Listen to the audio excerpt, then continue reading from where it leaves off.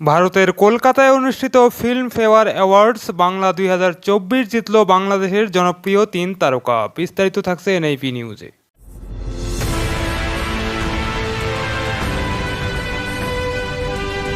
মঞ্চ তৈরি করা ছিল আগেই, কেবল পুরস্কার ঘোষণার অপেক্ষায় ছিল।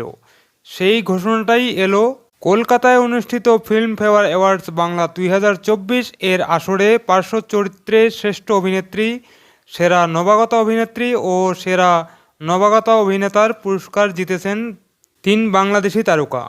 সেই 3 জন হচ্ছেন গ্ল্যামার কুইন অভিনেত্রী জয়া আহসান, তাসনিয়া ফারিন ও অভিনেতা সোহেল মণ্ডল।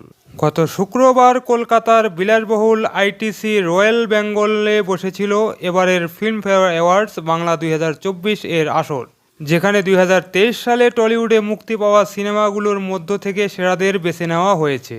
এদের মধ্যে কৌশিক গাঙ্গুলির অর্ধাঙ্গিনী সিনেমার অনবদ্য অভিনয়ের কারণে পার্শ্ব চরিত্রের শ্রেষ্ঠ অভিনেত্রী নির্বাচিত হয়েছেন বাংলাদেশের জনপ্রিয় গ্ল্যামার কুইন অভিনেত্রী জয়া আহসান।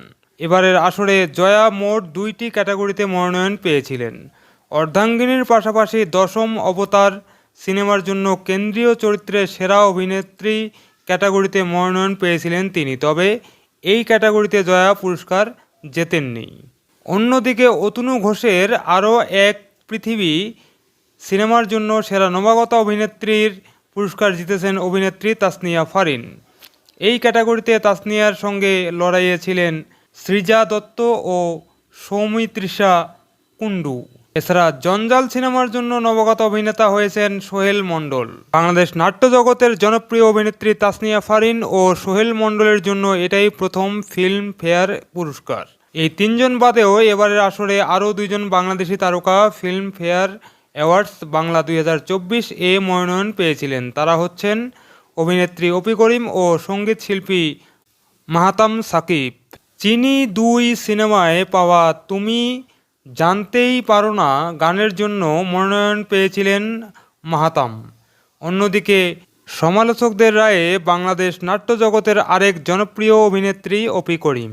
সুপ্রিয় দর্শক, ভারতের কলকাতায় অনুষ্ঠিত ফিল্ম ফেয়ার অ্যাওয়ার্ডস বাংলা 2024 নিয়ে এই প্রতিবেদনটি এখন এখানে শেষ করছি। পরবর্তী সংবাদ নিয়ে আবার আসবো আপনাদের সামনে। আর সে পর্যন্ত ভালো থাকবেন, ভালো রাখবেন এবং চ্যানেলটি সাবস্ক্রাইব করে এনআইপি টিভির সাথেই থাকবেন। ধন্যবাদ সবাইকে।